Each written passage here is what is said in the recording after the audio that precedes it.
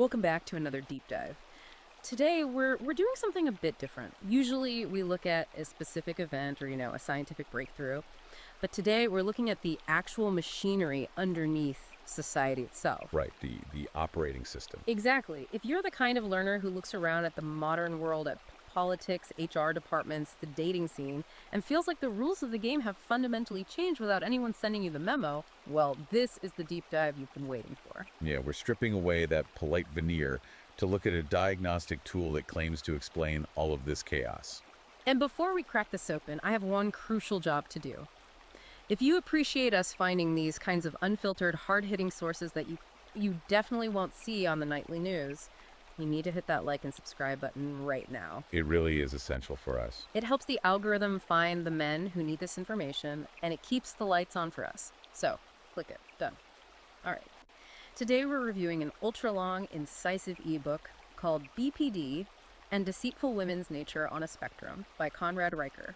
And I want to be clear right up front. We're going to cover the core arguments, but this book is dense. It's a massive, fascinating look at the history of our institutions before they were captured by feminists and Marxists. It's a lot to unpack. It is. So if you want the full field manual, and if you're part of the red-pilled manosphere or a men's rights activist, this is basically armor.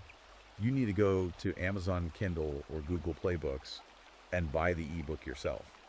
We can really only scratch the surface here. And you should also follow the author, Conrad Reicher, at his Substack. The handle is @ConradReicher. So let's get into the hook here. When I first saw the title, I thought, okay, is this just dating advice? Is this about bad breakups? Right, that's the obvious first thought. But reading through the source material, Reicher is aiming at something much, much bigger, isn't he? Oh, it's monumental. Reicher's central premise is that we aren't just dealing with a few difficult individuals in our personal lives. He argues that Western civilization itself, our institutions, governments, universities, has been fully captured by a specific psychological profile. A psychological takeover. Yes, he calls it the repressed maternal archetype, combined with traits from the borderline personality disorder spectrum. That is a massive claim. I mean, usually when we talk about borderline personality disorder or BPD, we're talking about a clinical diagnosis for one specific patient. Reicher is saying an entire society can run on a personality disorder. Essentially, yes. Probably. The argument is that behaviors we use to classify as clinical issues, like emotional instability, intense mood swings, a frantic fear of abandonment, identity disturbance, they aren't treated as problems to be solved anymore. They're the norm. They've become the operating system of our politics, our media, and our legal system. Okay, let's unpack this, because operating system implies it's running everything in the background. Does he have data to back up this link between the disorder and the demographic? He starts with the clinical data. Reicher points to the DSM-5, which is the Bible for psychiatric diagnosis. It reports that about 75% of diagnosed BPD patients are women. 75%. Right, but the book goes a step further. It cites research suggesting that up to 80% of women exhibit specific traits on that spectrum, even if they aren't clinically diagnosed. So we're talking about things like emotional volatility and, what's the term, splitting? Splitting, yes, where people are painted as all good or all bad, no nuance. So the argument is that these traits are common, but in the past, society had checks and balances for them. Exactly. The source argues that these traits used to be managed, but now they're incentivized. Culture actually rewards them. And to understand how that works, we have to look at the mechanism he describes, called the Cartman drama triangle. The drama triangle. I've heard of this in therapy contexts, but for the listeners who haven't, how does this actually spin in the real world? It's a model of dysfunctional social interaction with three roles: the victim, the rescuer, and the persecutor. In a healthy interaction, you deal with facts. In the drama triangle, you deal strictly with roles. And Reicher argues this is the default script now. It's the default for modern politics and law. Give me a concrete example. How does this play out for a guy listening right now? Okay, imagine a standard workplace scenario. A woman claims she feels unsafe or offended by a comment. She immediately steps into the victim role. Okay. Now, the way the triangle works, the moment there is a victim, the system, whether that's HR, the state, or just society in general, is compelled to step in as the rescuer. They have to be the hero. And a hero needs a villain. Precisely. You cannot be a rescuer unless there is someone to fight. So the man involved, the one who made the comment, is automatically cast as the persecutor. Wow. It doesn't matter what he actually said, doesn't matter what his intent was. The script requires him to be the villain so the other two can play their parts. So the accusation itself acts as the verdict. Riker argues that in this system, due process is an obstacle to the drama. If you stop to ask for facts, you're invalidating the victim's lived experience, which just makes you a persecutor too. If you're a man in this system, you're the designated villain in a script you didn't even write. That sounds incredibly difficult to navigate because logic just doesn't work against a script like that. Doesn't work at all. And the author connects this to something he calls the gossip grid. This moves the theory from personal relationships into actual institutions. How did this happen? This is where the history of our institutions comes into play, before the ideological capture. Riker traces this behavior right back to the schoolyard. He shares a really vivid anecdote about a 6th grade feelings journal. A feelings journal. Yeah, it was a notebook passed around a group of girls. They used it to document their negative feelings about a specific classmate. It wasn't about what the classmate actually did. It was entirely about how they felt about her. So they used it to exile her from the group. Exactly.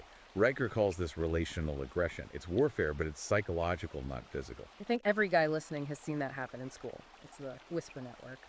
But Riker's point is that this didn't stay in the 6th grade. Right, it scales up. The book argues that as women entered institutions like HR departments, universities, and government agencies, they brought this social strategy with them. It became institutionalized. Yes, and Riker cites a Harvard Business School study stating that women are 3 times more likely to spread unverified rumors than men. Wait, pause on that. 3 times more likely. 3 times. That is a massive statistical difference. That suggests it's not just a bad habit, it's a primary strategy. So he's saying this behavior, which works to police a social clique, is now being used to manage corporate structures and legal systems. That is the core of the gossip grid concept. When that behavior becomes institutionalized, you get what Riker calls the weaponization of safety. It shifts the entire standard of truth. How so? The question stops being, did this event actually happen? And becomes, how did this event make you feel? He gives a really specific example of this that I want to drill into. The story about the professor at the University of Oregon. Walk us through what happened there. That story is chilling because it highlights how the institution itself has been captured. So you have a tenured professor in an academic setting. He states a pretty basic biological concept. Men and women are biologically different. Which is just a fact. Right. Now, at a traditional university 50 years ago, if a student disagreed, they would debate him. They'd bring data, they'd write a paper. That's the whole point of a university, the marketplace of ideas. Exactly. But that didn't happen here. Instead, the drama triangle activated. A complaint was filed, but it wasn't about factual inaccuracy. The complaint was that his statement caused emotional distress. So the fact caused distress, and the distress was treated as a fireable offense. The university fired him. And Riker emphasizes this. The institution, acting as the rescuer, didn't look for truth. It looked to alleviate the distress of the victim. The firing wasn't a punishment for a lie. It was a sacrifice to restore emotional equilibrium. Precisely. And Riker links this to the fact that 73% of HR roles are held by women. 73%, that's a monopoly. Yes. The argument is that this demographic shift created a workplace culture where emotional openness is valued over competence, and where saying, I feel unsafe, is the ultimate trump card that overrides any logic or tenure. It's like the gossip grid became the legal code. But let's pivot to the political side. The outline mentions the repressed mother archetype. Riker talks about Marxists and feminists capturing institutions, but he frames it psychologically. What does a mother have to do with the state? This is one of the most provocative parts of his theory regarding the political left.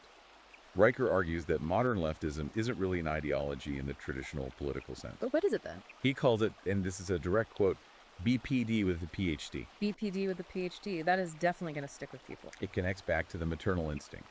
Riker's theory is that the maternal instinct is a powerful biological force designed to protect and nurture children. Makes sense. But, he argues, when that instinct is not directed at raising one's own children, either because it is repressed, denied, or displaced, it doesn't just vanish, it metastasizes. It turns outward and projects onto the state. So instead of mothering a family, you try to mother the entire population. Exactly. But Riker argues it becomes the terrible mother archetype. The overbearing mother who infantilizes everyone. It demands total dependence. If the state is the mother, then the citizens are the babies. And babies don't have autonomy, they just have needs. Right. Babies don't have rights.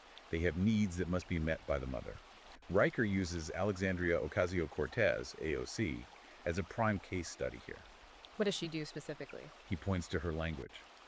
She has literally referred to immigrants as our babies and speaks frequently about the need to mother the globe. It's a very specific type of language. It's not governing citizens, it's caretaking. And that's the danger Riker points out.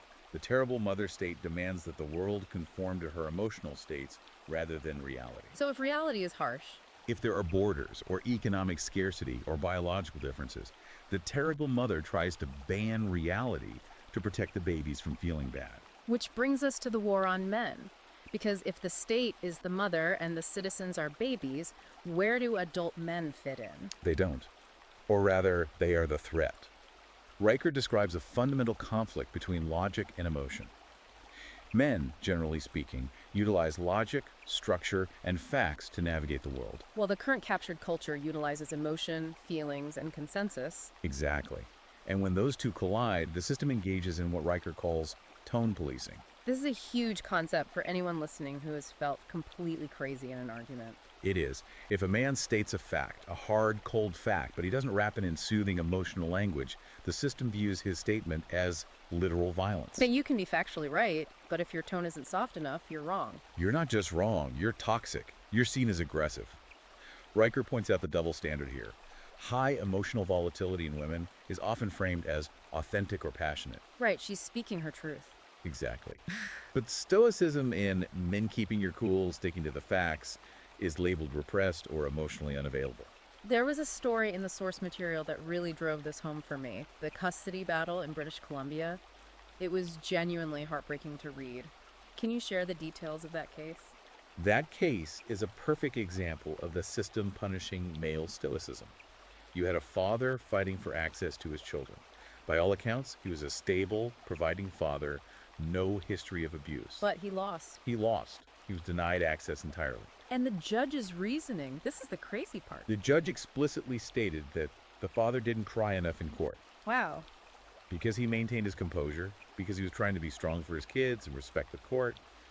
The system viewed him as suspicious. They couldn't read his emotions, so they assumed he was cold or unfeeling. He was punished for being a rock, for acting like a man. He was punished for not playing the game of emotional performance. And Riker notes that this performance pays. It's not just in family court.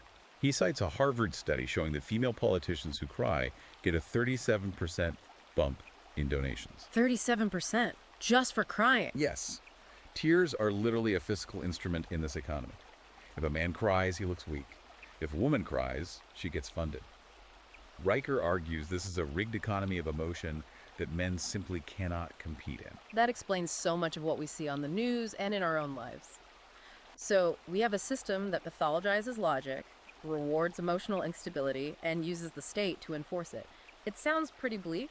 Does Riker offer a way out for the guys listening, or is this just a catalog of doom? No, he definitely offers a solution. He calls it the Red Pill Survival Guide. But the solution isn't to fight fire with fire.